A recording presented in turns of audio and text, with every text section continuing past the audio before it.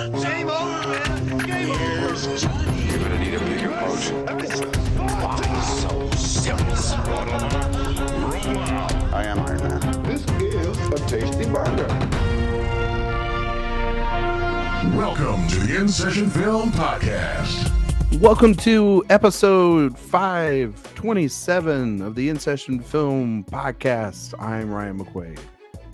And who cares who I am? Because Ryan's the birthday boy. Happy Oh, birthday, man. Ryan. Well, that's Jay Ledbetter over there, folks, if you don't know. Yeah. Who cares? He's the birthday boy. Oh, no. Here we go. All right. Well, yes, I am recording on my birthday. I want it for the record now that every In Session Film host has to record on their birthday now. So it's Yeah.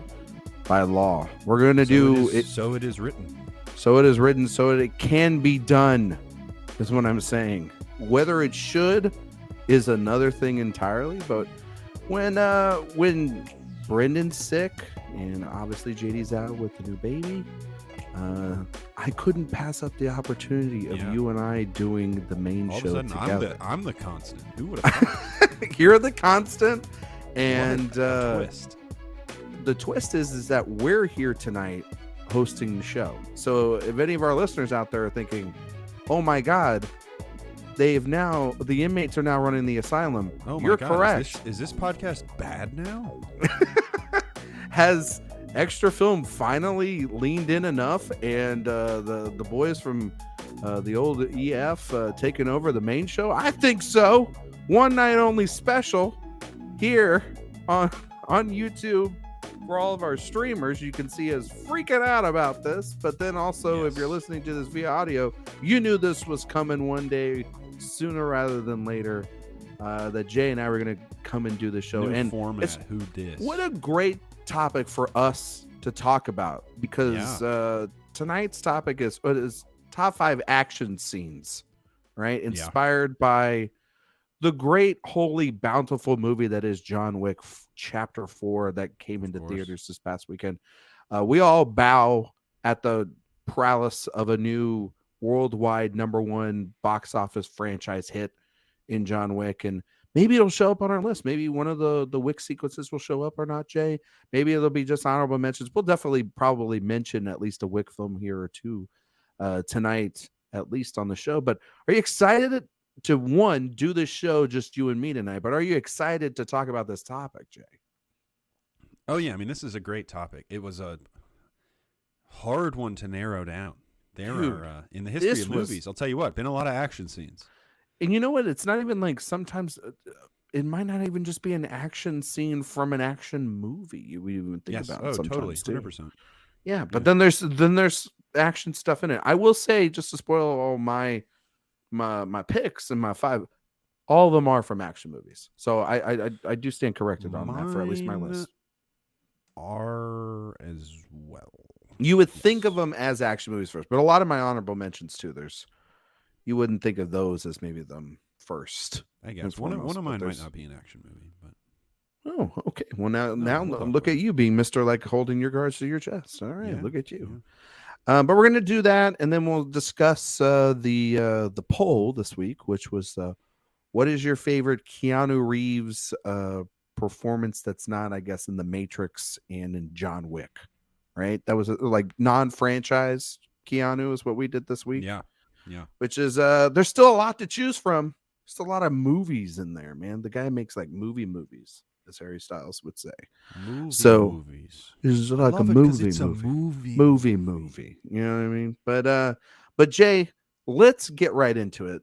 Let's not beating around the bush. It's my birthday, so we just go right into it. Ryan's got places to be. I got and then candles to blow out. People to basketball punch. games to watch. Well, I watched the basketball games already, and that hurt. No. I will say I was at least the most successful basketball team out of everybody here at In Session Film. That's one thing. Yeah, we love participation trophies at In Session Film. I mean, some of us. 3 out of 4 made it to the dance, right? Michigan didn't make it to the dance. Yeah, your team, in fact, beat Brendan's team. That's head right. To head. Yeah. So Did you guys make it to weekend 2? Nah, we lost. Okay, round of yeah. 32. And you had your coach, right? That you started the season with? We did indeed. And yeah. Well, I will say it's the first time in 15 years that we ever went to the Elite Eight, and No, that's a big deal. That's and honestly, let me tell you, college basketball game, it's kind of like an extended action sequence. I mean, dude, it's a nail biter. You're on the edge of your seat, especially if you're invested in the characters or the players involved. You know what I mean? Yeah.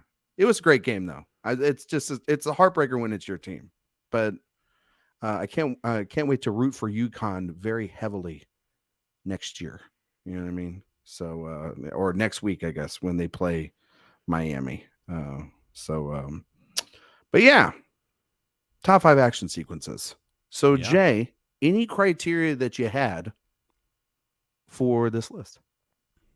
So you brought up John Wick. I guess I think it was sort of without really thinking about it. I did exclude the John Wick films. That was the one thing as I made the list, I was like, oh, well, John Wick's coming out. I don't really want to talk more about John Wick. We will have a review of John Wick 4 coming out. I'm sure we'll talk plenty about the other films as well in that review. So I was like, John Wick will obviously be an honorable mention, but I've excluded it from my top 5. Whether it would have made it or not, I don't really know, but that was one that I excluded. And I will say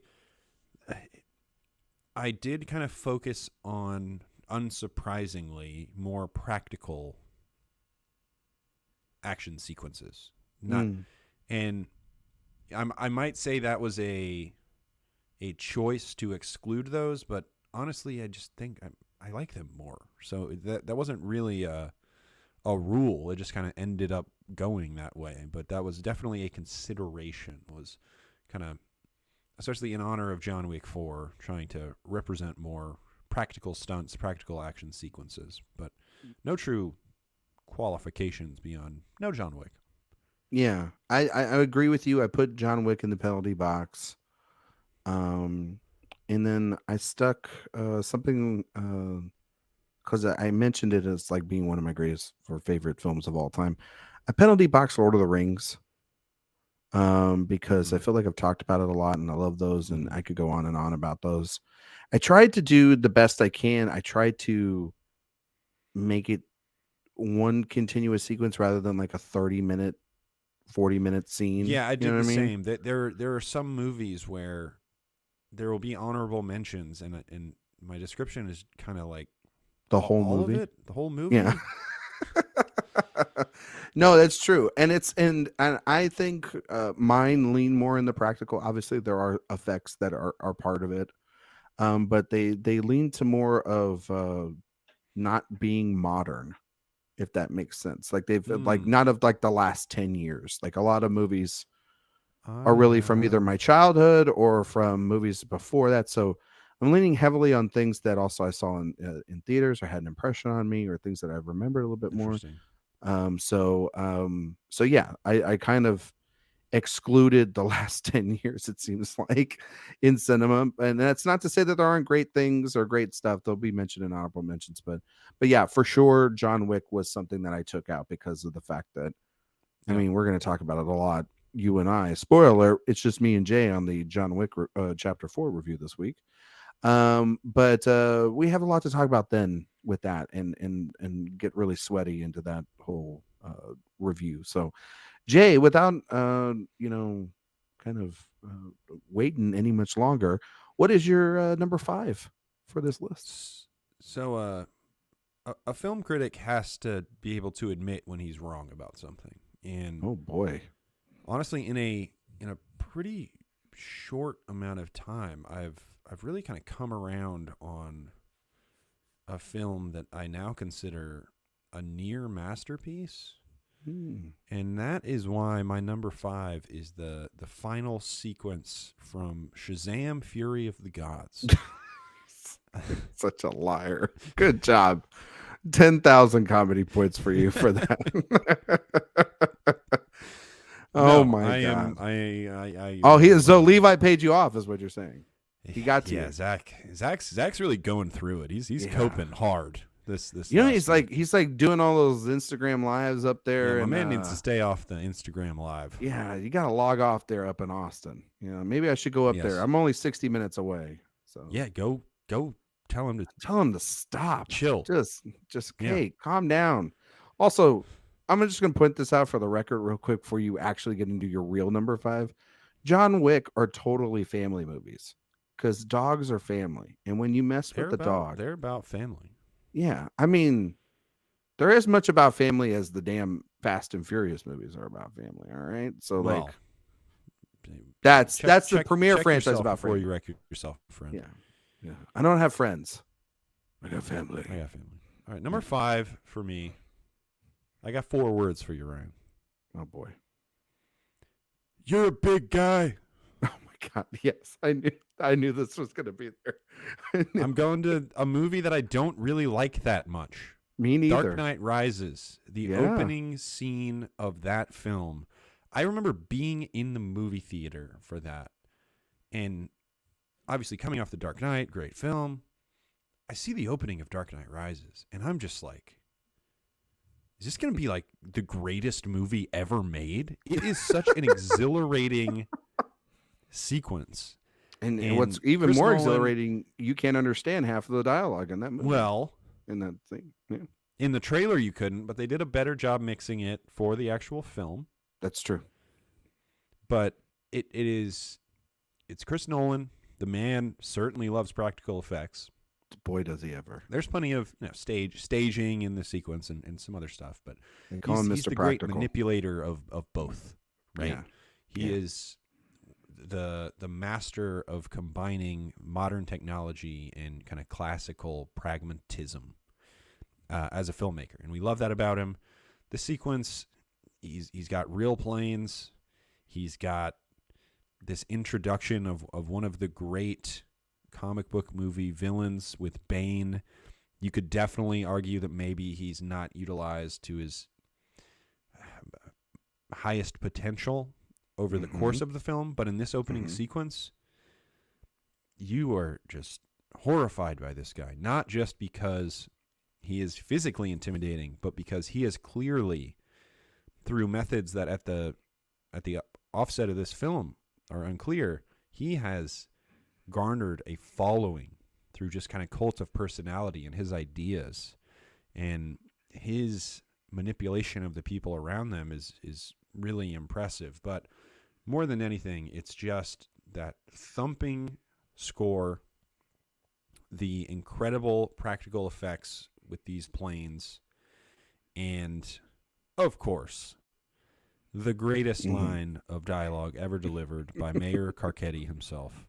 Oh my God. You're a big guy. You're a big guy. Yeah, by Littlefinger himself. Yeah, for you. Yes, Littlefinger himself, and it is. I love that sequence. Ryan, surely you love that sequence as well. It rocks. I love that sequence. I recently did my Nolan rewatches, as you know, for a little project that I'll be doing. Yes, you did. Yeah, that's right. Months. This movie has aged terribly, but that sequence still it's not a good movie. That movie, God, that movie is just an absolute calculated nightmare. And honestly, it kind of gets a pass just because of the fact that that's not the original movie they wanted to make. And Nolan, I don't even think really wanted to make it. That's technically a studio trying to just capitalize off of that. And also, I think when Ledger died, that just changed everything about that movie and what it was going to be. But that being said, that action sequence is so inspired, and it is so great because it leans into what I wish the rest of the film would, which is how menacing Bane is and how great an actor and a performer Tom Hardy is when you give him the space to operate. His face. Yeah, I mean, the man loves something on his face. It's like a part of the contract when he works with Nolan. But I think that I remember watching this because they actually showed this sequence a year in advance when Mission Impossible Ghost Protocol came out. And it was really hard to, after watching that sequence, to be like, they definitely okay, Mission ADR'd Impossible is that. really, really good.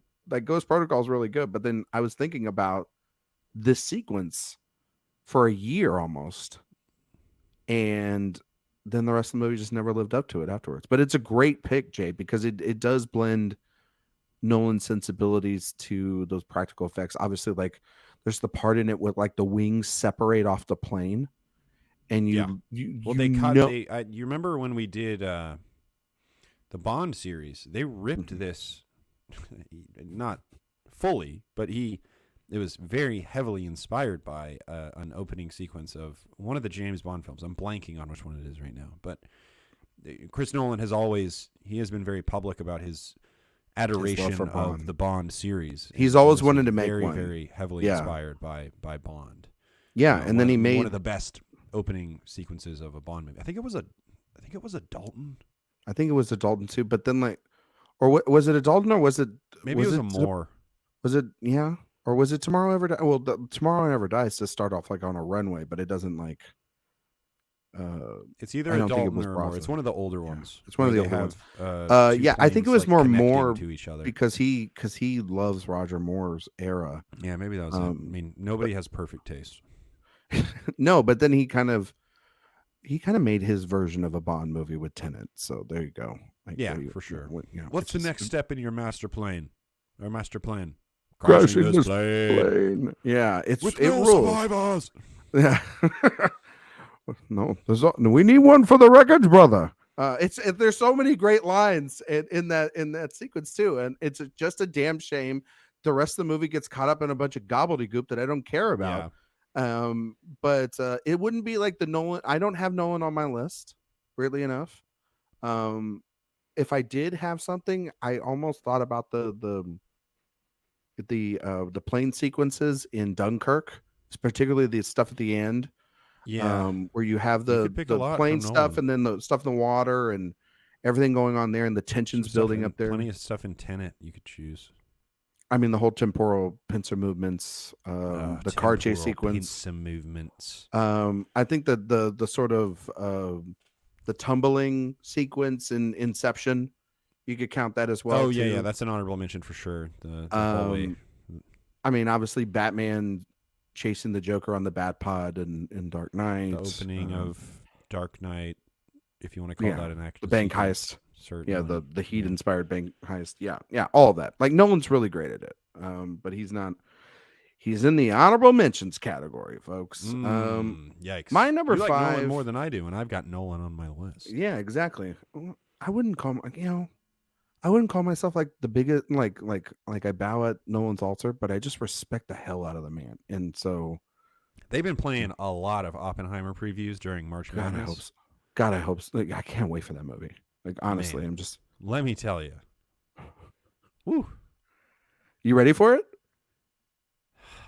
I don't know. I mean, coming off Tenet, I'm drinking the Nolan Kool-Aid right now. I mean, Tenet and Dunkirk, you consider to be high up echelon. And those are my two favorite Nolans. And it's back to back. So he's in a sweet spot. You're right. I am all in. You're all in. There's no erasing this now. You are a Nolan boy now. I am the biggest Christopher Nolan fan. Yeah, that would make you a big guy. Anyway, I'm a big guy. You're a big guy. All right. My number 5, you mentioned Nolan being a giant fan of this franchise, of the James Bond franchise. And we've talked about the James Bond franchise. That was our first movie series we ever did together, Jay. And my number 5 is a sequence that I definitely know is going to be on your list. It has to be on your list. And that is the opening chase sequence in Casino Royale. That is my number 6. I knew it was like right there. Now, obviously, the opening scene of that film is his first and second kill, and that within itself is like a really good tit for tat of like what makes this new James Bond very different and everything. But this is when they wanted to sort of like take the direction of James Bond more into like the Bourne films, right? And make him more of a rugged action star and everything. And what's better than like having a parkour sort of chase sequence in an African country where... Remember parkour? Yeah, remember when Took the everybody world by was doing that? storm for a while. It was all the rage. Can't wait for that to come back around. But maybe our grandkids will be the ones that are like, remember parkour, grandpa? But you have Bond obviously chasing this operative, and he's carrying a valuable, and I believe it's like an explosive or whatnot in there, and he can't get. It's his first assignment essentially, and he's chasing after this guy, and it is one of the more elaborate, impeccably shot, choreographed sequences because you have the assailant that Bond is chasing after. He's very obviously parkour, jumping around, going through these small stuff.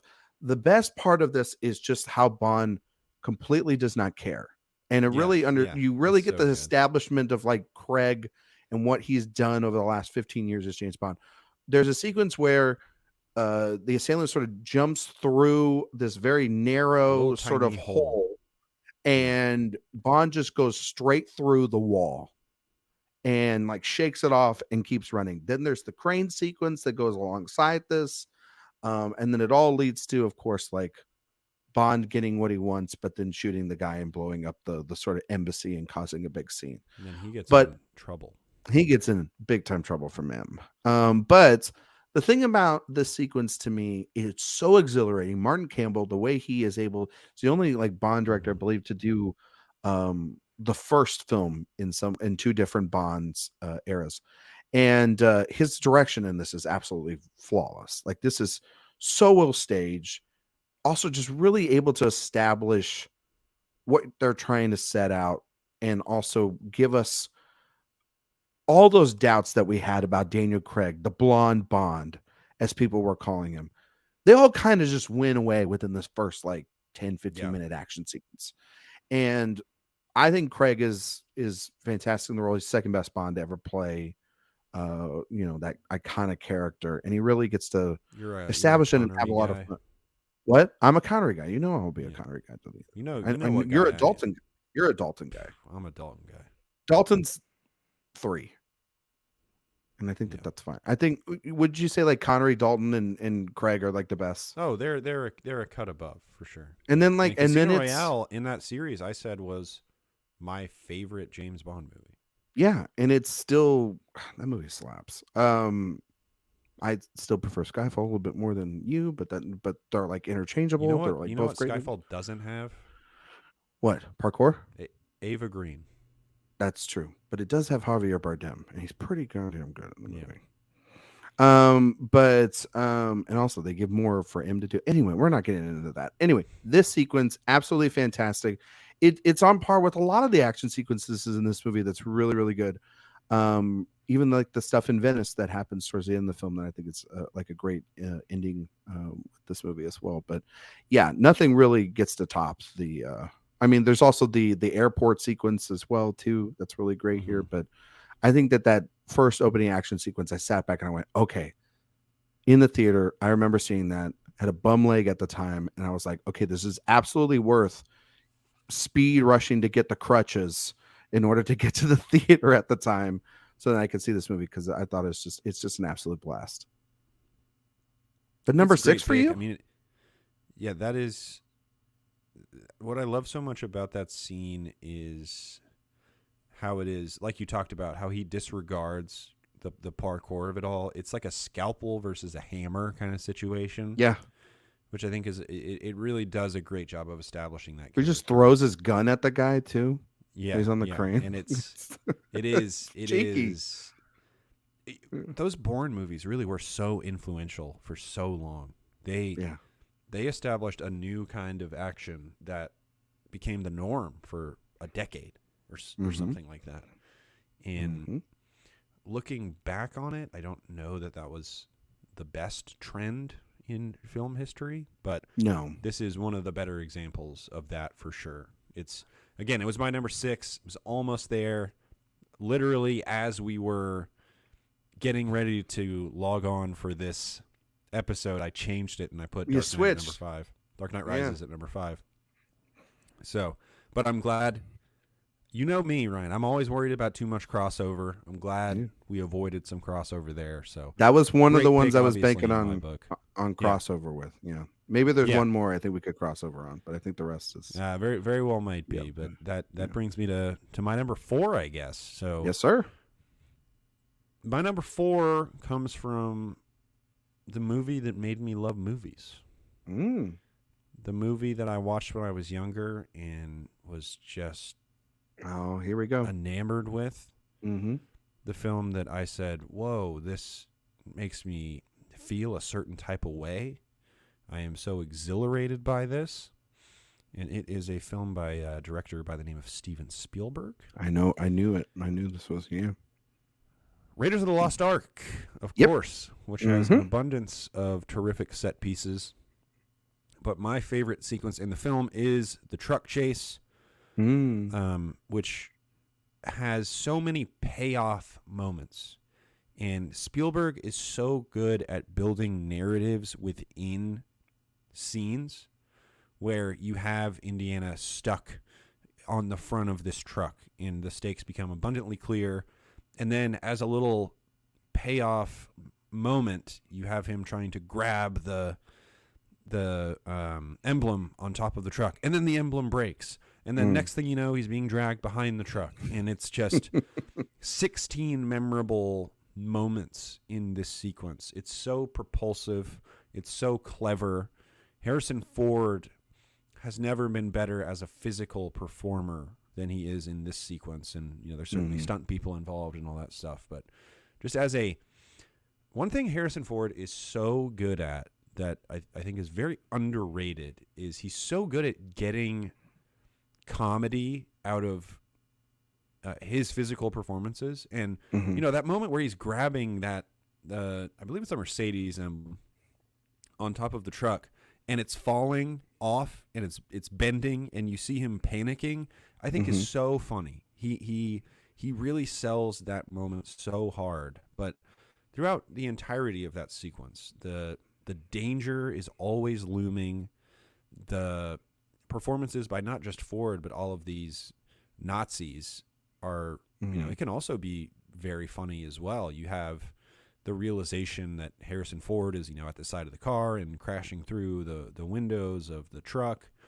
All sorts of incredible moments. It's the movie that made me love movies, and that's one of the best scenes in the entire movie. Spielberg, an incredible framer of action, an incredible designer of action. His understanding of where to put the camera in scenes like this is really second to none.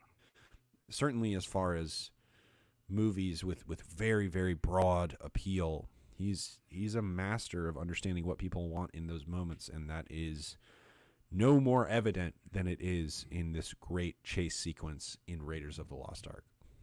I love that pick, Jay. I will just say that Raiders of the Lost Ark is something that we will be talking about a little bit later on my list. Okay. But it will be an entirely different scene from that film. Oh, that's all I will say, and I won't tell you when we're going to be talking about it, but we're not talking about it at my number 4, so that is one time I won't tell you about that. And my number 4, I'm just going to jump right on into it because we'll talk about Raiders here in a little bit. My number 4 is a film that we discussed on a movie series. I believe it was last year, maybe it was the year before. Time is an optical illusion, as you know. And I love this movie. It's one of my favorite films and one of my favorite franchises. And if I couldn't pick John Wick for anything for Keanu, then of course I had to tap into the Matrix. Oh yeah, you gotta log on. Yeah, you gotta plug in, to the Matrix. Absolutely. And there's so many sequences you could talk to. I mean, like obviously all the sequels have a sequence or two that I think are great, and I love all those movies. I know Jay, you like Reloaded. You're a little bit Revolutions. You're a little. I like Reloaded a lot. Yeah, don't like Revolutions. And then but you love Resurrections. baby. Ooh, baby. But the action in Resurrections is not very good. Yeah, it's not the best, but that's not why I'm coming for that movie. But obviously I have to tap into the original Matrix, which is a groundbreaking film, and there's so many action sequences you can go to. You could talk about, stuff with Trinity beginning, or you could talk about you could talk about the sort of training montages that Morpheus and Neo go through. But really, for me, the penultimate action sequence of the 90s and of our childhood is, of course, the rescue sequence that happens in particular, that then leads up to bullet time. Essentially, was what the Wachowski sisters described it as. Now, I'm not going with bullet time per se. That I think is a entirely different scene to the actual lobby sequence is what I would pick here when they are rescuing. That was the one I would pick as well. And I think that scene is absolutely breathtaking, and people don't talk about it nearly as much as they do what happens about 10 minutes later, which is the bullet time sequence, and what is carried on its legacy and people made fun of and try to emulate and imitate for so many damn years afterwards, and are still technically trying to do, to this day. But that I remember just the sort of from the elevator ding of them walking in there, those leather jackets, but just fighting off those endless, it almost felt like endless bad guys. The flipping, the sort of the way that the Wachowskis are able to use this cramped space, but it feels endless. It feels like they are in slow motion a lot of the time. I think that Carrie-Anne Moss and Keanu Reeves are just absolutely selling this entirely. You feel the directorial flourishes that are used with every turn, with every nook and cranny of this room, they use to the best of their abilities to create something that is such a unique experience that I don't think many directors ever do when they are making when they're making action films. They don't think about space. And you mentioned it with Spielberg, but I think really, there are certain directors that we talk about where the space, they use every single square inch of that place. And I feel like because the Wachowski sisters are so meticulous, and when they make a movie, and there's so much care and passion into their characters and the set design, and obviously the stunt work and the choreography and everything that go into it, that sequence alone is just, I remember watching it as a kid thinking, this is one of the greatest things I've ever seen in my life. And I don't know if you'll, and still to this day, when I watch it, it's one of those things that you just can't help but being like, I still don't know how they pulled that off. I still don't know how they did it. And I think that that's the same thing when you talk about something about Raiders or some other movies on here, but particularly The Matrix, because The Matrix, if Jaws created the blockbuster, I think The Matrix has inspired a lot of the good, and then of course a lot of the bad of the modern blockbuster. One of the most influential movies ever made. It is one of the most influential, absolutely, and it's still, I think, it was my second favorite film of 1999, behind Michael Mann's The Insider, but it's definitely the most influential film from that bountiful year of cinema, and just one that from a franchise that, like, yeah, I know that the sequels get a little sloppy or whatnot, but like we talked about, Jay, they have that heart to them that the Matrix has, and ultimately this whole sequence is about two people saving their friend from the mundanity and the takeover of the machine. So, which is funny, because then when we see Resurrections, they are essentially slave to the machine, which is a lot of what could happen to Morpheus, is what they try to save. So it's very full circle when you think about it. But yeah, that sequence, the sort of waiting room, I guess, hallway sequence there in the Matrix. Yeah, it's a killer sequence. It was one that I went back and forth on as far as, will it be on the list? Will it not? I don't know where it is officially on the long list. I'm not sure, but just outside of my top 5 for sure. A great pick. We talked plenty about all those Matrix movies. God, I love those movies. In our Wachowski series. You know what? Actually, I think if I picked a scene from the Matrix series, I think it would be the highway sequence from Reloaded. Yeah, I think that would be the one. Yeah, and that I was also close. Love that sequence on the stairs in Reloaded too. With the Merovingian awesome. sort of goons crew. Yeah, that one's awesome. Yeah. Obviously, this one is absolutely iconic. The Matrix is such a fascinating thing because I really do think it was one of the driving forces of early 2000s culture. in general. Yeah. And I think that the early 2000s was one of the most aesthetically appalling eras ever. So Well, we talked about a lot of Yeah. movies from that era on movie series where yeah. there were so like, yes, on the whole, maybe, but like there were a lot of if you gave a visionary enough money and enough patience behind the camera, we talked about this with Gore, and we talked about this when we talked about Master and Commander, and sort of, And it in wasn't the, just The Matrix, that yeah. The Matrix wasn't entirely the reason that everyone wore too many accessories in the early 2000s. Certainly, it was an era of too many accessories and an abundance of other things that have not aged well, to say the least. I can't wait for 10 years when movies start using the early 2000s as like Stranger Things seasons. You know what I mean? It's gonna happen. There's already turning the already, 90s. We were looking at. We were somewhere recently, and there was this. It's a big walking area, like by a big park, and we were seeing some people probably in their early 20s, and they looked like they were in a Nirvana video, and we were like, God. "Oh, okay, so this is where we are now. We're in the early 90s is coming back kind of era." So it's I can't tell you, just fascinating times. Find new things in their own era. How about that? Can we do that first? Look, everything's a remix. You ever seen those videos? They're very good. Yes, I've seen that, but I also am I don't care about it. I don't know. Maybe I'm the birthday boy. I'm getting old. It feels like, I guess. Yeah, I don't know. There you go. Yeah. So great your number pick, 3. Number 4. Yes, my number 3 comes from one of the great action stars of all time. Ooh.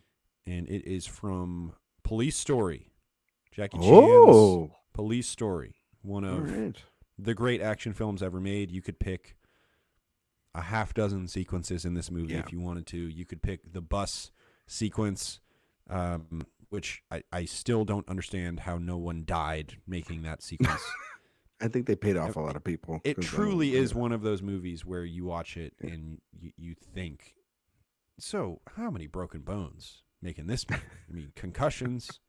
It looks impossible. Yeah. And yet we are all the better for having it in our lives. But my choice from Police Story and my number 3 is the mall chase sequence at the end of the film. That's pretty good. Culminating with a stunt so good that they show it 3 times in the film. They replay it twice when Jackie Chan slides down this very high pole down a string of lights, and they've rigged the lights to pop as he's sliding down the pole. It's just such a cool visual, such an impressive stunt on his part. But even before that, it's this 10-ish minute sequence where you have Jackie Chan trying to save this woman who is trying to bring down a crime lord, and there are just so many fast-paced flurries of punches and kicks and incredible fights. Jackie Chan's physical performance, one of the great physical performers of all time. I mean, I've talked at length about, so many great physical performers, whether it was in this or, we've talked about John Wick 4, some of the physical performers in that film.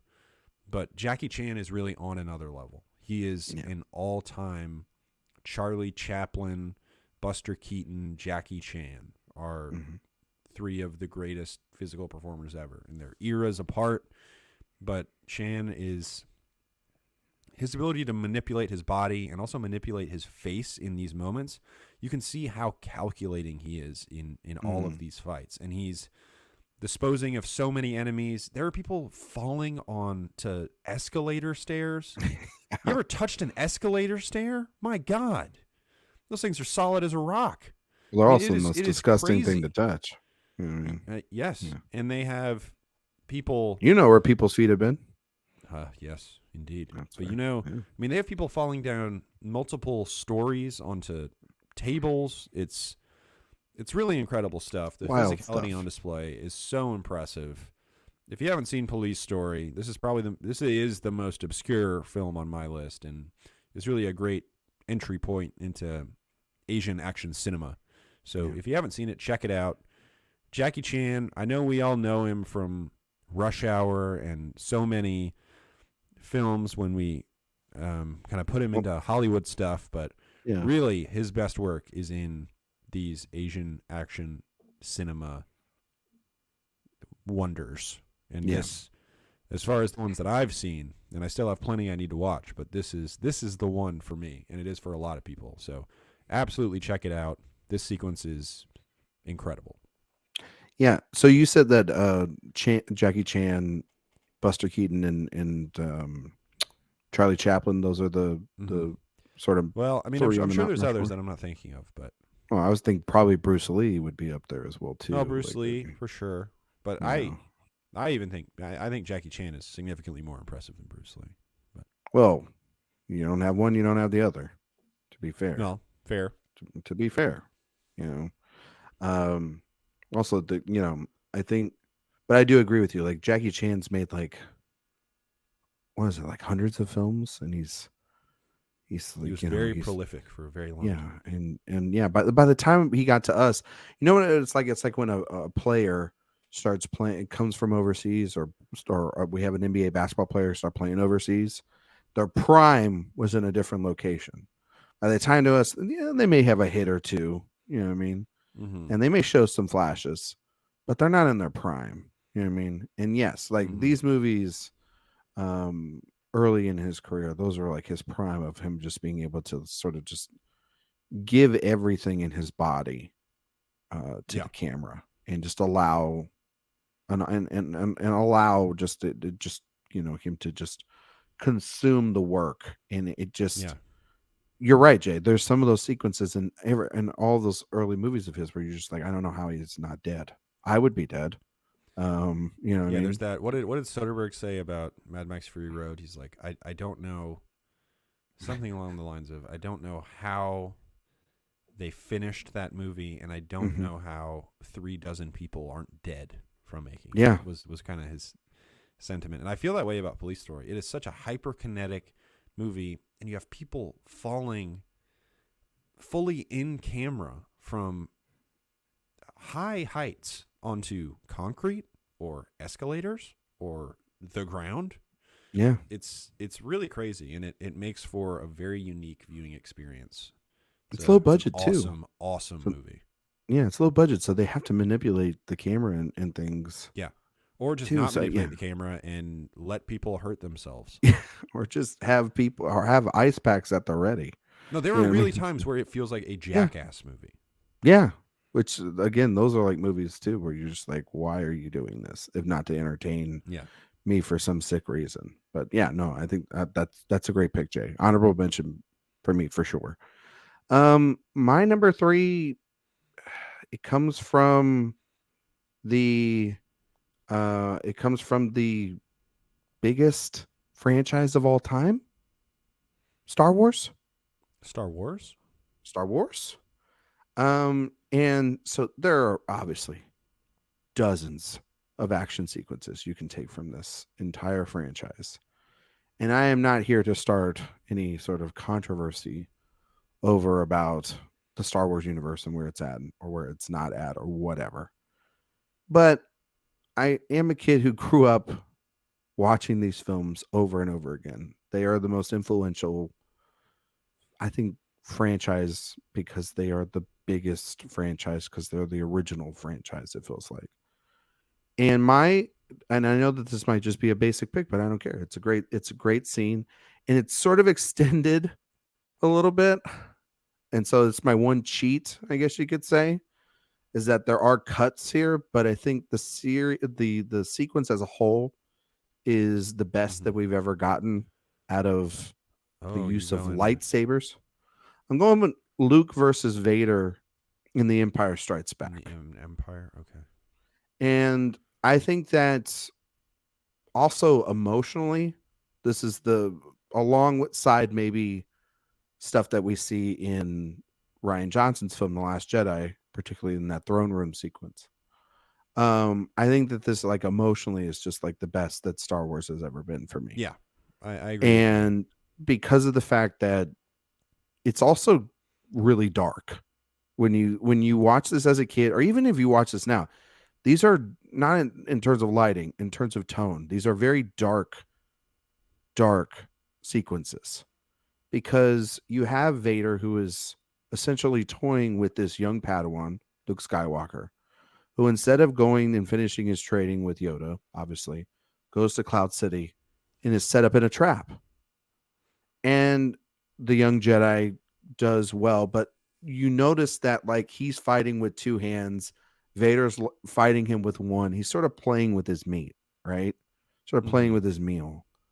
And he kind of gets the upper hand in the first go round and escapes the cryogenic frozenness, and you get those Vader lines of like all too easy, and go impressive, and then he like slaps at it, and then like he escapes it. He goes most impressive, and then you get one of the greatest like sound effects ever when like Luke kicks him and he goes and Vader disappears. But then when like Luke's looking for him, he comes out like pissed off and swinging. You know what I mean? Like he becomes like a mammoth, because he's just kind of sitting there, and he uses these objects to sort of beat Luke into submission, and like kicks him out of into the to the third level, I guess. And then Vader comes out sort of a swinging, looking like to kill him, cuts off his hand, and then of course the greatest reveal in cinema history happens.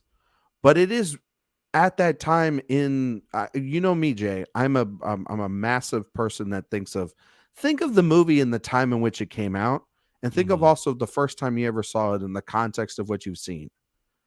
This is the first time you really get to fully potentially look at a lightsaber battle that isn't between an old man and someone that's like the most powerful being on the planet.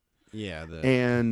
It's pretty cool to see a lightsaber battle at this point. But you see how menacing and how dangerous Vader is, how vengeful and angry he is, and how just unmatched Luke is. And at his most vulnerable is when Vader reveals to him what he truly is and what the purpose of all this is. And it's greatly shot. It's deeply emotional and layered. Yeah. And I don't think Star Wars has ever had a lightsaber battle that has been as mean as this has ever been. Or emotionally charged. Yeah. Or just you feel scared. It's almost like a horror sequence when you really think about it. Just because when Vader pops out the third time, he is wielding that red lightsaber of wailing his, on him. and he is it's just like a veteran just beating up a rookie in basketball. You know what I mean? Like he's like, I am slam dunking all over you. You're supposed to be the one that's the hope. You're not a new hope. You're in the way. And it's then obviously retied and contextualized when they have their fight in Return of the Jedi and the tables turn. But it's at this point in a franchise and at a point when you're watching it where the good guys aren't winning.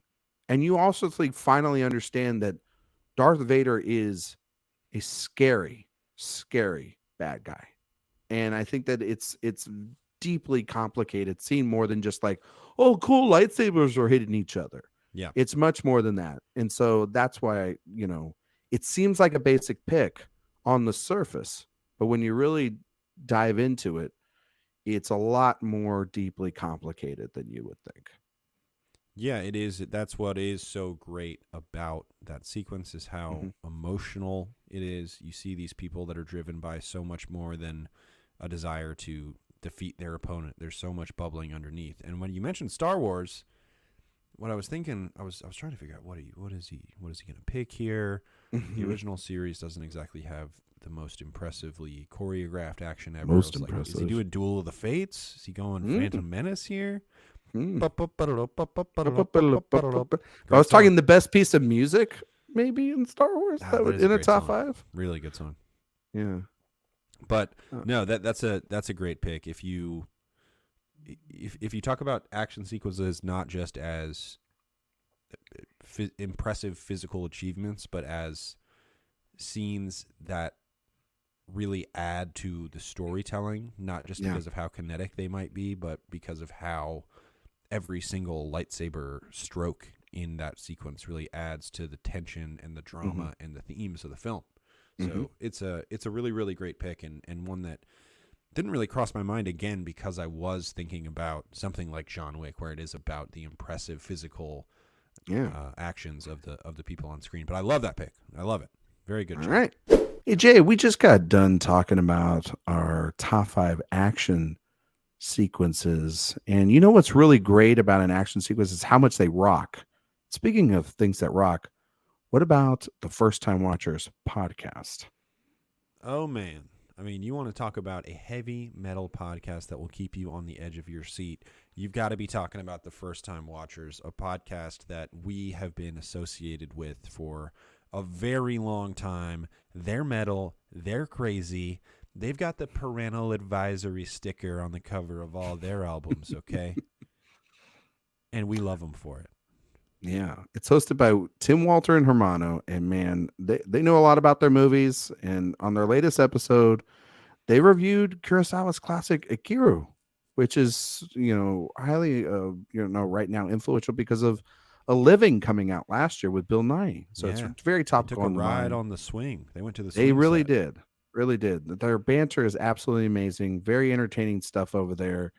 But also very insightful to a movie like Akira and how you would want to tackle such a classic like that. And I would say just generally, I mean, you want to talk about action films? I mean, Akira is not an action film, and they were very thoughtful about that one. But if you want to talk about action films, their commentary, their analysis, certified weapons. I mean, they have to register their takes as weapons because sometimes they're so hot they can be dangerous for the listening public. And let me tell you, you're going to want to hear that. Their movie reviews might just kill you, so have a listen. Yeah, no, for sure. And every week they pick out a movie they've never seen before, they watch it, they discuss it. They even talk about other movies and trailers that they've seen recently. And you got a couple ways you can find them, Jay. You can go and check them out at firsttimewatchers.podbean.com, or you can hit them up on Twitter or Facebook. Just search First Time Watchers. And then what you can do is you can also subscribe to them on iTunes and Apple Podcasts and go leave them a review. And while you're over there, let us know to let them know that we sent you over there. Why don't we use the hashtag FTW Action this week? That'll be the good way to find action. And that again is First Time Watchers. Jay, are you energized right now? Are you feeling okay? Oh my gosh, no! I need something. I need anything. You look a little sleepy, my friend. I'm feeling sleepy. You look like you are about to fall asleep as we're about to do this podcast. And I look like Droopy Dog. Yeah, I know. And I don't really want to see this out of you. This is very unprofessional from you. I think you need a little bit of a pick-me-up. I think you need a little caffeine in your life. And I think the best thing you need is a little bit of coffee from Coffee Cult. Have you know a little bit about Coffee Cult? Oh, we love them. We love Coffee Cult. We love Coffee Cult. We love coffee in general. And if you don't like coffee out there, you really should convert to the cult over at Coffee Cult because they're great. And they're sources of specialty grade coffee beans from over 50 countries around the world. And they inspect their beans, each of them, and with the highest quality grade you can have. And as a result, the quality of their coffee is unmatched. I believe you have some of their coffee too, right? If I'm not mistaken, Jay. Oh yeah, absolutely. I mean, I drink it regularly in the mornings to get myself really going for a long work day, and it's truly, genuinely, honestly, really good coffee. I think it tastes great, and I'm not a guy who's like, oh, I just love the taste of coffee. Bad coffee, real put off. I do not automatically think that all coffee is good, but Coffee Cult really is some quality stuff. I love it. Yeah, I love it too. It's really quality, and it's because they roast to order. You know, they don't ship stale coffee when it's been sitting around or it's been there for days and weeks at a time. You know what I mean? Every bag you receive is guaranteed to have extreme fresh quality, as well as also just have various flavors and varieties that it's going to fit perfectly for whatever palate you are looking for. And the great thing about it is too, and what I love about Coffee Cult is that they source it from farmers that, and then they pay their workers, especially their female workers, fairly and equally, which is 100%. If you're looking for a great company like Coffee Cult, to do that is absolutely fantastic. And we have a great promo with them right now that if you want to, on your first order, you can get 15% off with using the code ISF. That's in session film, but just use the initials ISF to get 15% off your order with Coffee Cold.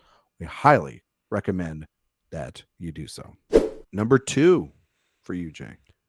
My number 2 comes from a little known filmmaker from the great city of Chicago, Illinois. His name is Michael Kenneth Mann. And he I knew this was going to be here. One of my guys, absolutely one of my guys from one of my movies, one of my 5 favorite movies ever made. My Jamie Heat. Vice. Oh. It is the. I thought you were going to be able to be safe and talking about Miami Vice tonight, but I guess. Yeah, this is a safe space for Miami Vice without JD here, but I'm going Heat. The shootout in Heat after the big heist, which is, you mentioned the Wachowskis taking advantage of the space in their film. What I love so much about this sequence, and I talked about it pretty extensively when we reviewed this movie on the main show, if you want to go check out that episode. But what I love so much about it is the sense of geography that this sequence has. There are these incredible shots where you'll see a character running in one direction, then it will cut to a totally perpendicular angle that you know was shot completely separately, but you see that character from the shot before running in the same way, and it really contextualizes the space, which is just such brilliant filmmaking. It is such a meticulously crafted sequence, and it still blows my mind that they were just like, hey, can we have all this space in downtown Los Angeles for a few days, please? We're just going to film this scene here.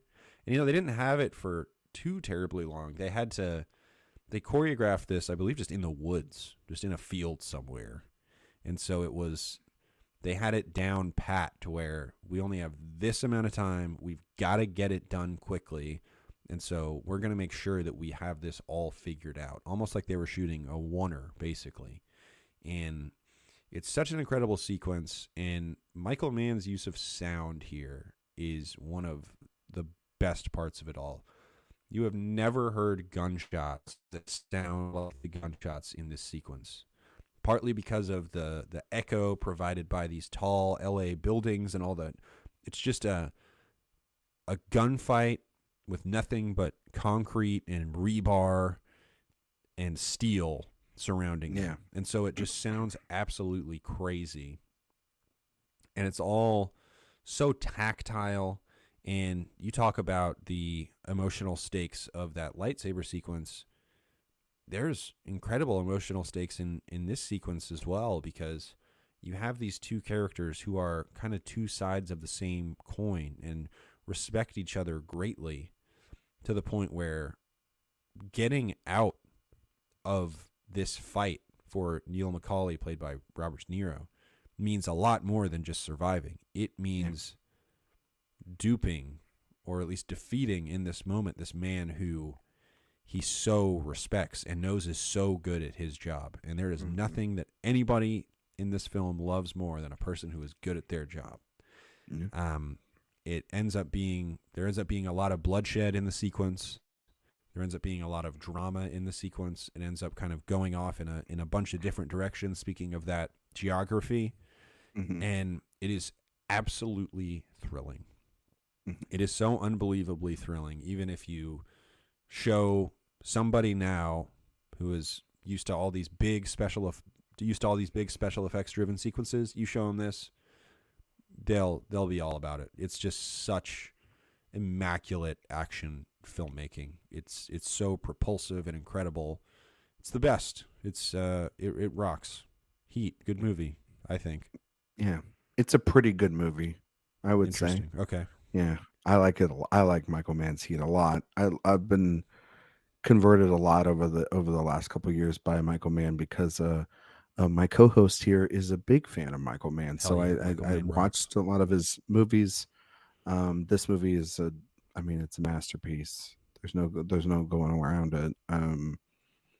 Really interested. And you know what? I haven't talked to you about this, but I'm really interested like of what they're going to do with Heat 2 and some of this casting that they're having. Evidently Pacino's coming back. That's what I'm curious about.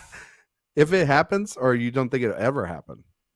I think if Ferrari falls flat on its face, I don't think it'll happen. Really? Okay.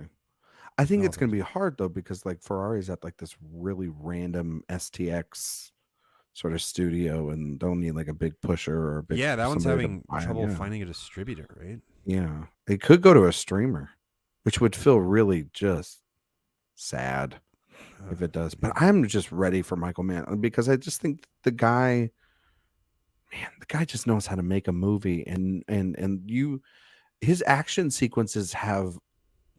Talk about Big Jim having like really great sound work. His action sequences are just some of the best sound work you're ever going to hear in any movie, and they age particularly so well.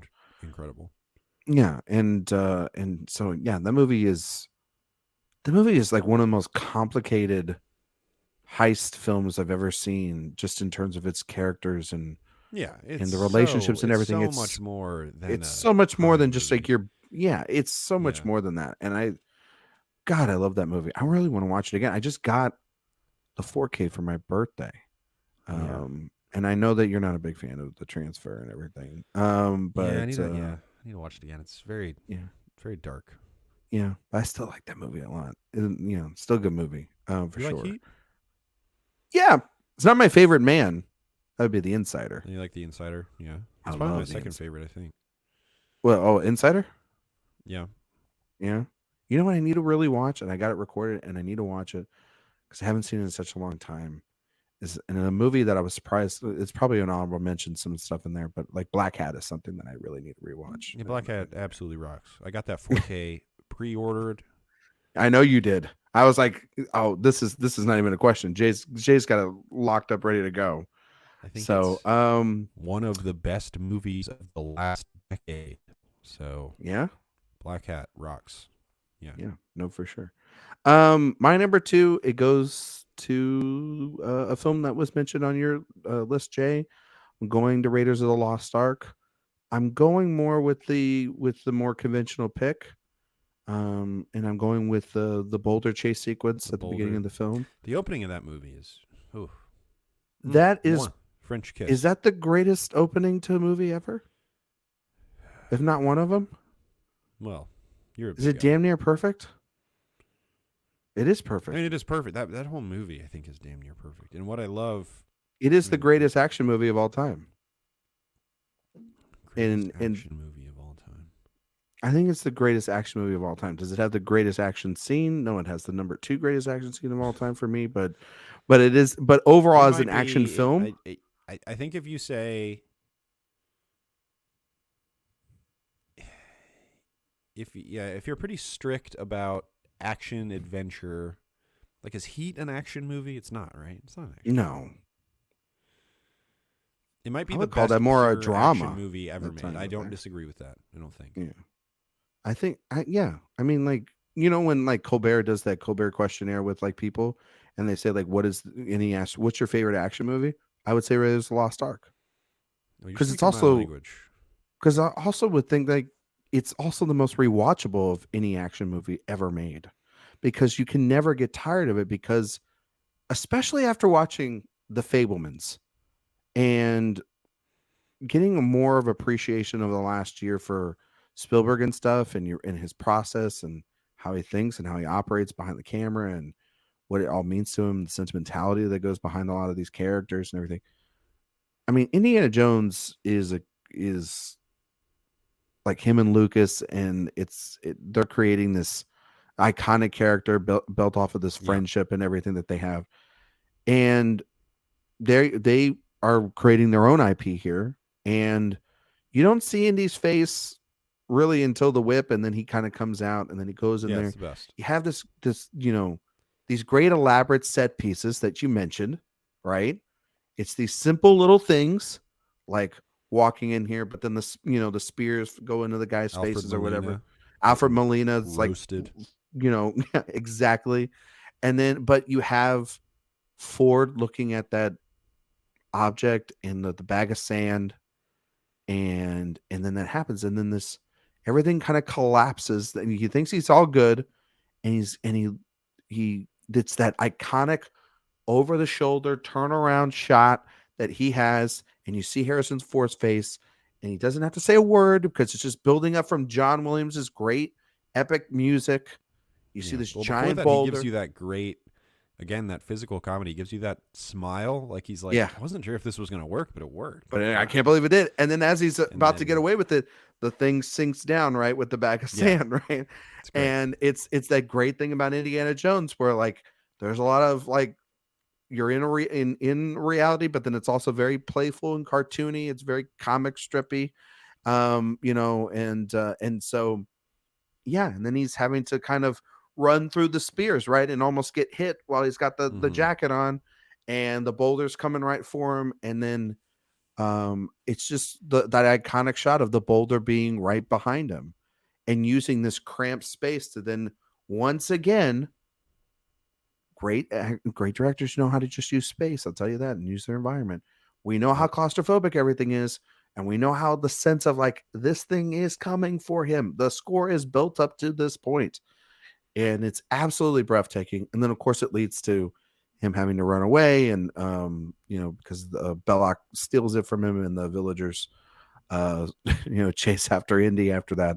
But that whole sequence, it's so iconic, and it wets the palate. It sets everything up. Then like the sequence where Marion is kidnapped, or the sequence with Marion in the bar with the henchman, or the chase sequence that you're talking about, or the other great scene, which would have been my second mention here on the show, which is the as they're trying to escape in the plane, Marion gets trapped in the plane, and then he's fighting that really big guy, and there's the physical comedy there. Oh yeah, that's the moment I think I remember when I was a kid. That was the moment that really stuck out to me. Was that big fight? Well, because like a guy gets killed by a propeller too. It doesn't, that's pretty cool. Pretty too, scary. And then there's, probably maybe second only to the boulder sequence, the most iconic moment of the film is when they're getting chased through the bazaar, and the swordsman starts showing off, and Indy famously just pulls out a pistol and shoots him. Incredible stuff. Exactly. The movie's it's one of the greatest movies ever made. Straight up. It's one of the greatest movies ever made. That's why it was in my top 20. Well, when we did that exercise, and it was. I remember us doing that review, and we were just like, this movie's like great. I don't know what you want me to say. Like it was like 40 minutes, 45 minutes. It was just like, this movie's great. I don't know what you want me to say. And because it just is. Yeah, it's a good one. You should watch Raiders. Anytime I put on Raiders of the Lost Ark, it's a happy day. So there you go. 100%. All right, Jay, we're here at our number one picks. What is your number one pick? Dun dun dun dun dun dun. Oh, dun dun dun dun dun dun dun dun dun. Mission Impossible, but which one? Which one? Which one do you Ryan, pick? what's your prediction? Which stunt do you think I'm talking about? I think you're talking about. See, I know you. Yeah. I know you really well. You would think it's the Burj Khalifa. But I'm thinking it's you're going to go OG, and you're going to go the CIA sequence in the first film. No, it's which is Burj iconic. Khalifa. I'm going with the Okay. Burj Khalifa from Mission Impossible Ghost Protocol, a scene I remember seeing in the theater in IMAX. And literally holding my breath in the theater. Just freaking me out. Not much of a heights guy. And if you're not super into heights and you watch that Burj Khalifa sequence and realize that it was done practically, it just breaks your brain. Tom Cruise, Yeah. absolute madman. Ghost Protocol, far from my favorite Mission Impossible movie, but that What's your moment, favorite? even though I think it's really good. My favorite's Rogue Nation, then Fallout, then Original Protocol 2, and then 3. I hate 3. I hate Mission Impossible. I can't believe that you have 3 above 2. That's just a sacrilegious thing to do. There's something Philip wrong Seymour with Hoffman is great in it. you. Yeah. That's what it elevates. That's why it elevates it over 2, because of Dougray Scott is just so bad in that second film. He's awful. J.J. Abrams' direction in 3 is a war crime. I think John Woo it totally just does not work in 2. And there's like 45 minutes. I think it's interesting. Anyway, there's Burj 45 Khalifa, minutes of Brad 2 that's Bird, awful. good director. Brad Yeah, Bird, good yeah. director. Should I make miss more Brad live action Bird. stuff, in my opinion. You should make a movie, period. How about that? Yeah. I 100% agree. But this sequence, I mean, you see the behind the scenes stuff of it, where Tom Cruise is just attached to all these ropes, being an absolute madman. This was really the start of him trying to one up himself and just become Trying to kill the himself. greatest Yeah. stunt movie star in history. This was really what started it. When he'd done plenty of impressive stuff before, but this was the one. Because after this, it's the strapping himself to the side of the plane, then all the stuff in Fallout. It's the Now stuff he's underwater too jumping in a Rogue Nation. motorcycle. Yes, yeah. Jumping the motorcycle off a cliff and basically Maverick. base jumping. Yeah. He's one of the greatest action stars of all time, and this was his magnum opus. I mean, this just blows my mind that he was willing to do this, and the way that it's shot by Bird and company.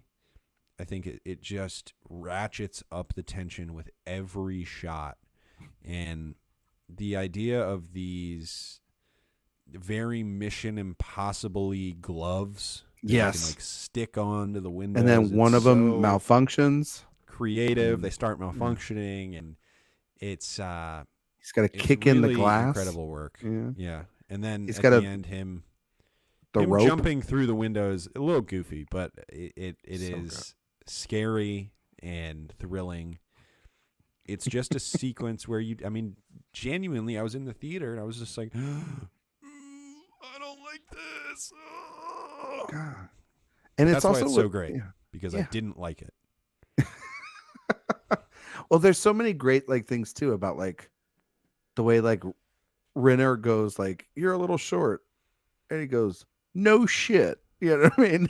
And there's good comedy with it. You know what I mean? Yeah. And, for sure. Yeah. He's what? He's talking to Peg as he's climbing Yeah. up. Yeah. He's like, it's a little bit closer. It's the best. A little bit closer. And he's like, shut up, get out of my ear. But then also too, so Jay, there's 2 things I always love about it. And it's behind the scenes stuff too, which is always so great about this scene. One, you've seen the photo of him getting on the tip top of the Burj Khalifa, sitting up there, and them taking a photo of him, right?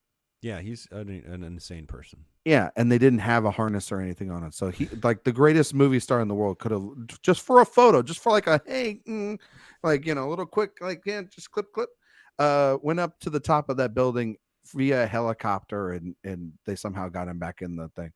And then you've heard about the story that Matt Damon's told about him having dinner with Tom Cruise, because they met up, him and Emily Blunt did a movie called The Adjustment Bureau together, and while they were shooting Edge of Tomorrow, Damon went and visited him on set, and they had dinner, and Damon talked about how he was so curious about this sequence in particular, and how he got it made. And Cruise was like, I've been thinking about doing this thing for 20 years or whatever it is, for a long time.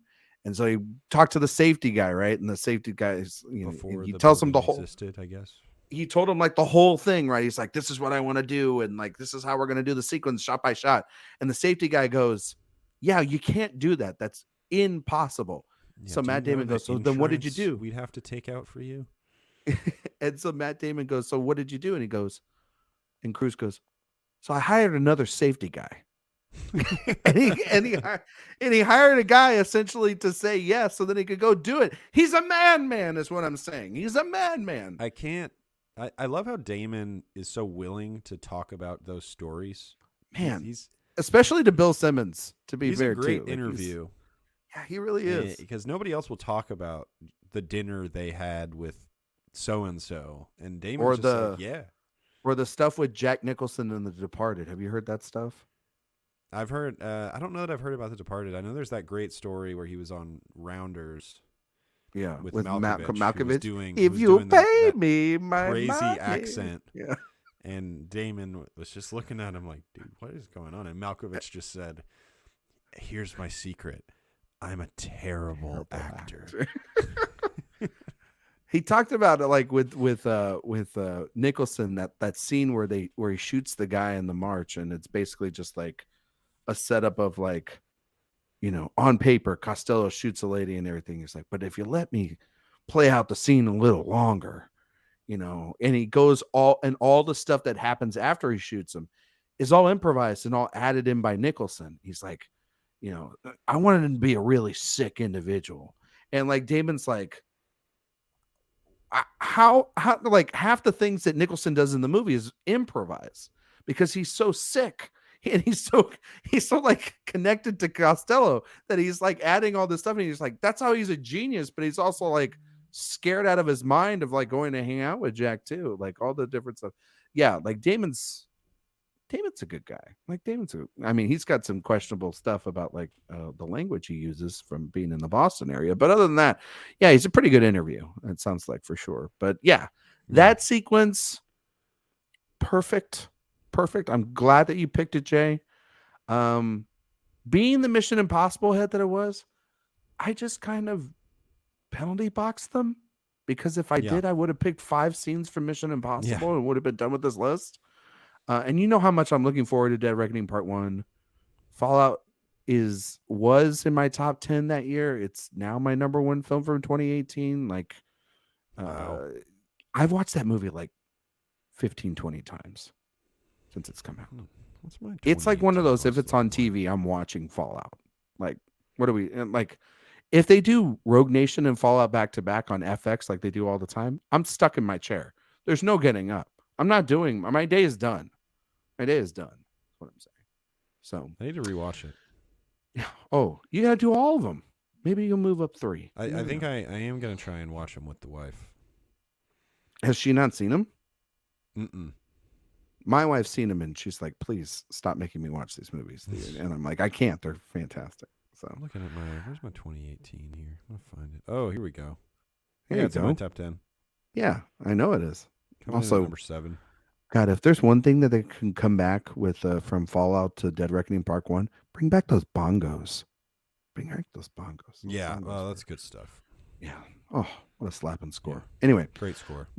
My number 1, which is I think a really good action sequence from, I mentioned this again, from a good director that I think does pretty good job with action, wears their homages on their sleeve, really takes a send up to a lot of great directors before, great directors we've talked about even on this episode. I'm taking it from Quentin Tarantino, and I'm choosing The Bride versus the Crazy 88. I think that sequence big time honorable mention. Absolutely fantastic. And Jay, I don't know if you've seen Kill Bill Volume 1 on the big screen, but it completely changes your perspective of just how fantastic this scene is. Because when you watch it at home, you're just like, yeah, cool, she's killing everyone. It's great and everything. I think it's pretty great, even though I've only seen it at home. But then, man, when you just watch it on a big screen, you hear the sound work, obviously. You see the directorial decisions Tarantino is using, again, this restaurant club space. The fact that the kills they all feel very different. There's a we already know, if you watch the film from the beginning of the movie, you already technically know based off the list that she's already past this point, but you're still at the edge of your seat. And the idea of Uma Thurman with a sword going against maybe not 88, but a lot of guys, and killing them in various different ways. Is absolutely fantastic. And then there's, obviously the first time she rips the eyeball out of the one guy, but then that switches then the perspective to black and white. And it's because, of course, at the time the MPAA was like, this is too bloody, even for our standards, Tarantino. If you watch the whole bloody affair, if they ever release it, it's all in color. If you watch it in the regular cut now, it's all it flips back black and white. But then, of course, that gets to go back to old samurai films and him have another flourish there that is deeply, embedded within samurai films and action films. Then, of course, it flips you flip the script in when she's inside this other small room where there's like 8 of them there, right? And it turns pitch black, the lights get turned off, and it kind of turns into like an action film, like a modern action film too, where it's just silhouettes, and it's just that, and then the light turns on, and you have the one kid that gets with the Yakuza that shouldn't, and she kind of like just kind of with her sharp sword slices down his and everything. But it's pure adrenaline. And then also too, what's so great about it is you get the Tarantino needle drops that go alongside it. These sort of modern, these great just soundtracks that fuel his films.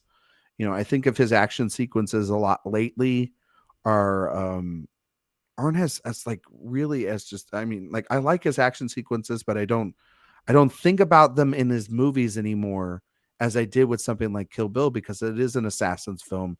It is a revenge flick.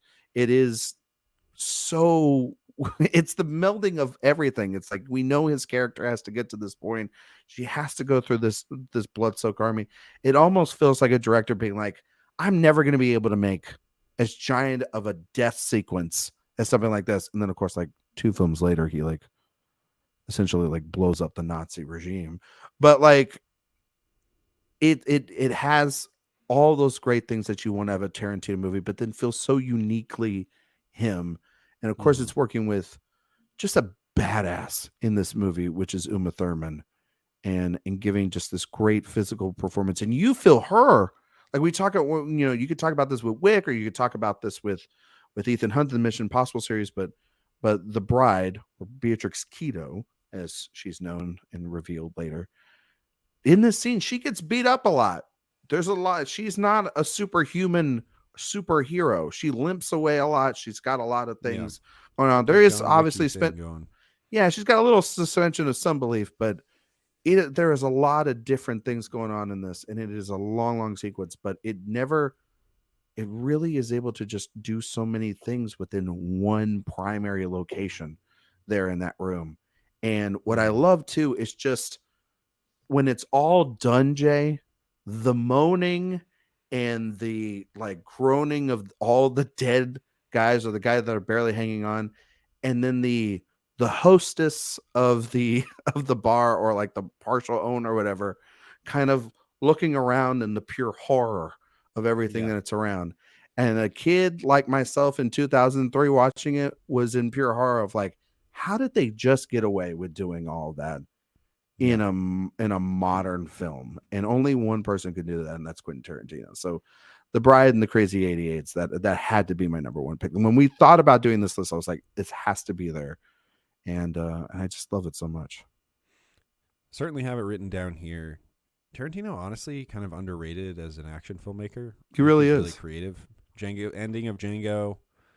The ending of Once Upon a Time in Hollywood, honestly, is a really well. Good Even the choreography between the fight sequence with the much talked about Bruce Lee and Brad Pitt fight sequence in Once Upon a Time in Hollywood. The chase sequence at the end of Death Proof, pretty great. Yeah, really good. So there's, he's that Tarantino. He knows how to do action. He's pretty good at it. He's good. My wife still talks about, very regularly, she'll bring it up, how hard I laughed when DiCaprio busts out the flamethrower by the pool. She's like, I don't think I've ever heard you laugh that hard before. And that's the moment she said, I want to have a baby with you. But exactly. No, it's an incredible pick. I mean, it's definitely have it written down here. It's a great one. Absolutely great one. I gotta tell you, my audience, you mentioned that Once Upon a Time in Hollywood sequence.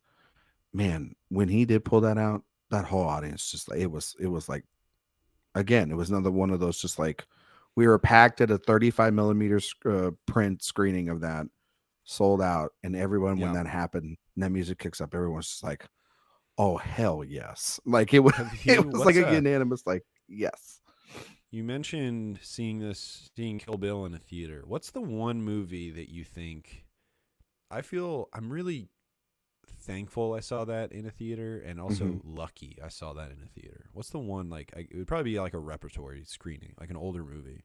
Is there one where you're like, man, I feel pretty lucky that I got to see that in the theater? Are you talking about like from our generation, or like you went back? No, I would say probably an older one, like whatever. If I were to see Kill Bill in the theater today, because I didn't see it when it came out. I mean, like, shoot. Well, like I mean, I will say that I am very happy that I grew up and saw, like, and there are movies that are very influential to you and myself, but seeing No Country for Old Men and seeing There Will Be Blood from our era on the big screen when they came out, and discovering those gems. And then later in life, obviously, like seeing something like The Godfather or seeing Lawrence of Arabia on the big screen, like to be able to experience those, like, it was so great. Like, I think I've talked about this on the show before, but like when I saw The Godfather like last year, and I know I cried on the main show when we talked about this, but I won't talk about the stuff that made me cry. But there was a girl in front of us that you could honestly tell she had never seen it before. And so I was kind of watching it out of the bird's eye a little bit too, from her perspective, and kind of just the idea, Jay, that even some of the greatest films of all time, that we've seen maybe dozens of times, people have still never seen them.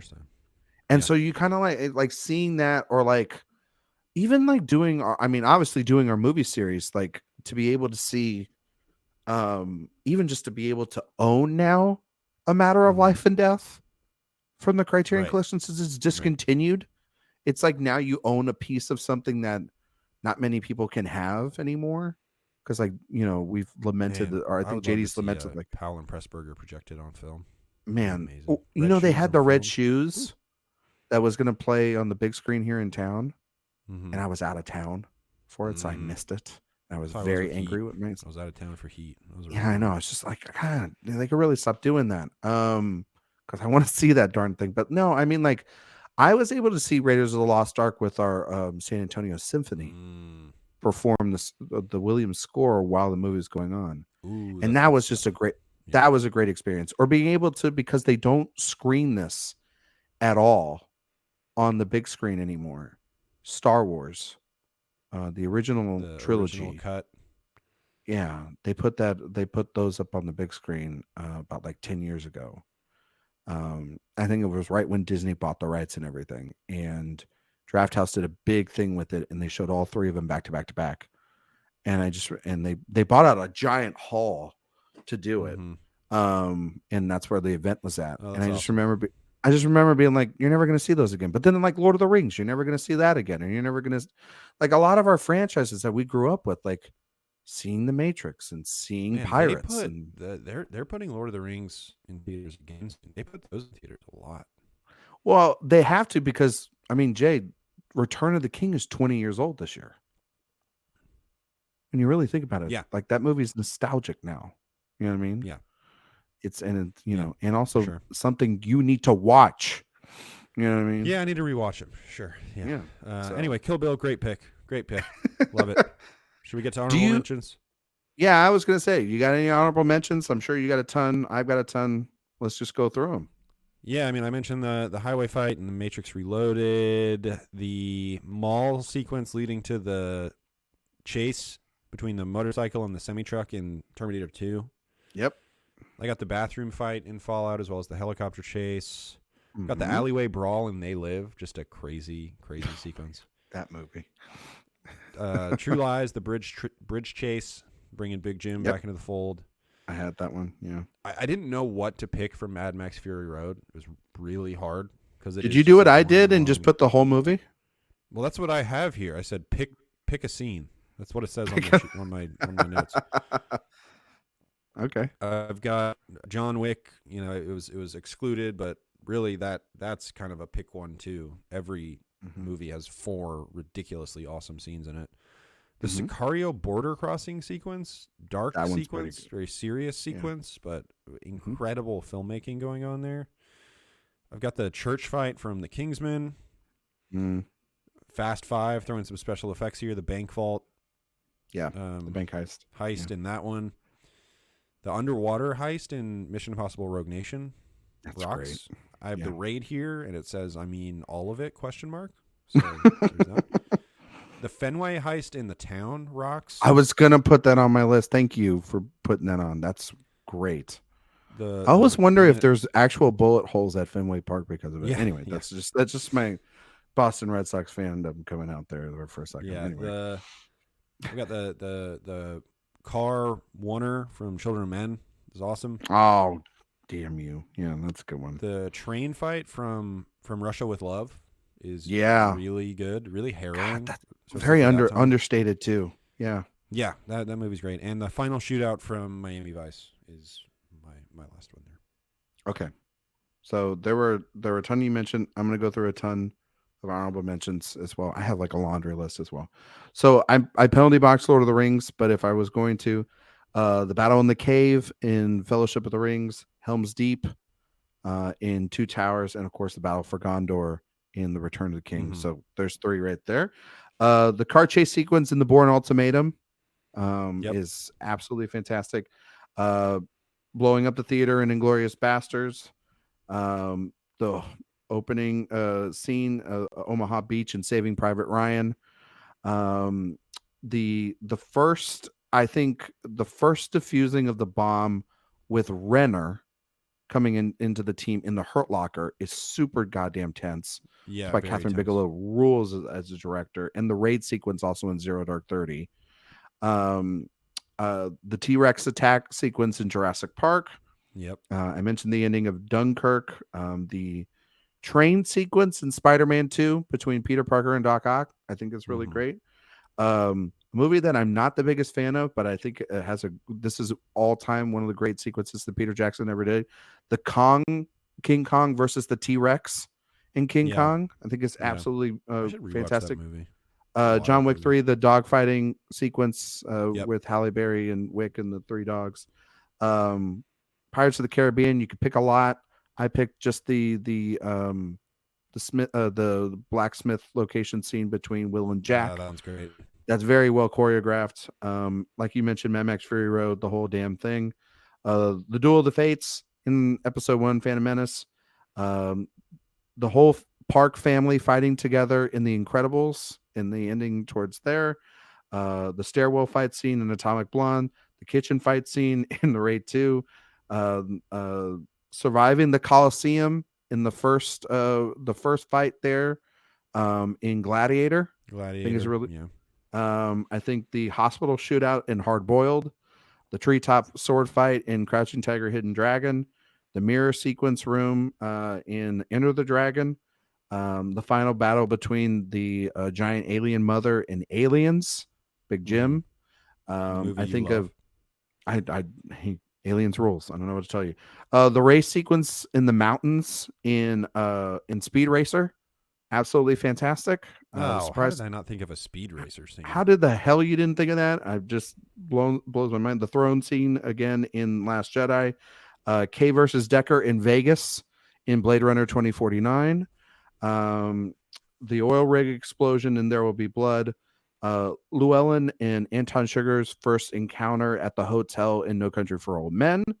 The end fighting sequence between the 2 ships in Master and Commander: The Far Side of the World. The final shootout in Open Range. The opening shootout or sequence in Once Upon a Time in the West. Butch and Sundance on the Run by the Trackers and Butch Cassidy and the Sundance Kid. The opening scene of Drive. The club scene in Collateral, any sword fight in The Mask of Zorro, and last but not least, how could you not mention the news team fight in Anchorman. Of course. One thing you Brick- reminded me of there with the westerns, final scene of the Wild Bunch. Yes, but Cool. also Brick killed a guy with a trident. So there you go. There's tons more that we could mention, obviously, but if you have any, you can tweet at us or comment on Facebook, Twitter, and Instagram. No, JD and Brendan have a ton as well. But before we get out of here, let's get into this week's poll. It's real bad. Okay? I don't like those numbers at all. Just one poll? Those things aren't scientific. Yes, they are. All this is science. This is math. So, inspired by John Wick Chapter 4, we decided to take a dive down the wonderful path of Keanu Reeves. Heard of him, Mr. Wick himself. And we tried to decide what was his best film outside of franchises, outside of the action genre. You know what I mean? And so we excluded movies like Speed and The Matrix and any John Wick films, and 47 Ronin and a bunch of the other action films. So Jay, curious from your perspective, before I announce the results of the poll here, what you thought was the best non-Keanu Reeves action film performance for him. You know, he is such a fascinating performer because there's a lot of people still who are like, oh, well, he's a bad actor, obviously. You know, I mean, that's a sentiment that a lot of people actually hold, and he's given some bad performances, some genuinely bad performances. Don't give us wrong. Dracula, He's not the best performance I've ever seen, or no. Like, I think he's bad in The Gift and some other things. But for me, I think my favorite one is one of his most unique roles that he's ever had. And that's as Dr. Julian Mercer in Something's Gotta Give. He is so charming in that movie. Keanu can do romantic comedy, and he should have done it more. I mean, he's done it a couple times, but yeah, he's mostly known as that action star, but he's more known as so Whoa in that movie. You know what I mean? Exactly. He's known as Whoa or Whoa or but in that one, yeah. As much as many people would say you won't buy him as this, you buy him as a doctor. I really think you do, and you also buy him as the most desirable man who has ever existed. I think if he was a doctor, he'd have steady hands. Absolutely. Because like he's got pinpoint accuracy from shooting guys in the head. 100%. So of course he's going to be, he's going to have a 100% success rate as a doctor. Yeah. I mean, like Something's Gotta Give's pretty good, you know? And then I really like him as Duke Kaboom in the latest Toy Story film, Toy Story 4. Solid. Very good. But then also he's fantastic in My Private Idaho. I think him and River Phoenix in that movie are absolutely fantastic. Like, and that's Jay won our poll here at 19% with 11 votes here, and that was My Private Idaho. Coming in with 12% of the vote was A Scanner Darkly, the Richard Linklater film. Falling right behind it at 10.5% was The Devil's Advocate, which is just an insanely wild film. I mean, if you've ever seen that one, I have. He's bad in that. It's a movie. Joining in at 10.5% was Bill and Ted's Excellent Adventure, and rounding out the top 5 was the comedy that you and I talked about a couple of years ago, Always Be My Maybe, where he plays good in that. a heightened version of himself. Falling right behind it at 8% was Something's Gotta Give, which I agree with you. He's absolutely fantastic in the movie. We had some write-in votes, but then also we had votes for Much Ado About Nothing, The Lake House. Have you ever seen The Lake House? No, I never have. What a wild premise of a movie. Where like essentially like through time and letters in a mailbox. I know they like send each other. It's stupid. I think you and Allie, I want you to put that on for you and the wife and just see what you think about that. Maybe we got to talk about that down the road. I feel like bonus content. What? It's him and Sandy B. It's the Speed reunion. Yeah, that nobody asked for. Well, we asked for a Speed reunion, but we didn't ask for it that way. The Gift got votes. Obviously, Toy Story 4, The Neon Demon, Dracula, and Dangerous Liaisons. He has a bit role in that as well. We had write-in votes as well for Bill and Ted's Bogus Journey, 2 votes for A Walk in the Clouds, and 1 vote for The Replacements. So there you go. Sure, Yeah. why not? Yeah, sure. Why not? A movie that exists. Also stars a person that Jay absolutely loved to mention last week, Gene Hackman. Genie. Yeah, let's put that genie in a bottle. Anyway, that's this week's poll. Thank you guys so much for voting out there for it. And with that, that's going to do it for this week's show. Please follow us on Facebook, Twitter, Instagram, TikTok, Letterboxd at In Session Film. If you want to listen to us, we're on Geekcast Radio as well as the Lamb Podcast Network. You can find us on iTunes, Stitcher, Spotify, all those great places. If you want to keep watching us via these videos, seeing our faces here, then you can just subscribe to us on YouTube at Finding In Session Film and smash the like button if you like this video. Smash it, just destroy it, just slash it up, use a lightsaber, use a Tori Hanzo sword, whatever you got to do. Use a Indiana Jones whip, smash that like button. Tell us in the comments below what your favorite action scenes or sequences are as well. We'd love to hear those as well. Our podcast is also on our app at the InSessionFilm.com/apps is when you can find it. It's getting late and I'm getting tired. And then there's the In Session Film Store. There's patreon.com/InSessionFilm. There's a ton of places, ton of things. Just go to InSessionFilm.com. Also, we got a ton of great writers doing a bunch of great pieces over there as well. Jay, any final thoughts before we wrap this one up? No, I like action. Okay. A little less talk, a lot more action. Less conversation, a little more action. There you go. That's all I needed. We Is should do Jay an episode where we rank every member of Ocean's 11. I would be curious to hear. This is such a rabbit hole. I'd be very curious to hear who your number 1 was there. So is it all 11, or is just the original 11? Are we talking about? Or are we talking about then like the additions? 13. Yeah. Well, who is 13 there? Is that like? Is it just because it's Ellen Barkin and Pacino? Is that 13? No, they're not part of the 12 crew. 12 is Julia. Yeah, and then of course you got Zeta Jones in there. But is it Ezzy Izzard and who's the other one that they have in there? There's somebody else that they add in 13. Oh, and Andy Garcia. He's part of the crew then, I guess, because he bankrolls them. Oh yeah, I guess it's Eddie Izzard and Andy Garcia. I guess they're the 13. I don't know. Anyway, you're just spiraling out of control, just like I am. Yep. Thank you guys so much for listening. Exactly. My final thoughts is I'm gonna wrap this one up. I'm gonna enjoy the last couple minutes of my birthday. I'll enjoy it here with my co-host too. So thank you guys so much. We'll all be back next week. Stay tuned for a John Wick Chapter 4 review coming out later too. And we'll see you all next time. John Wick Chapter 4, baby!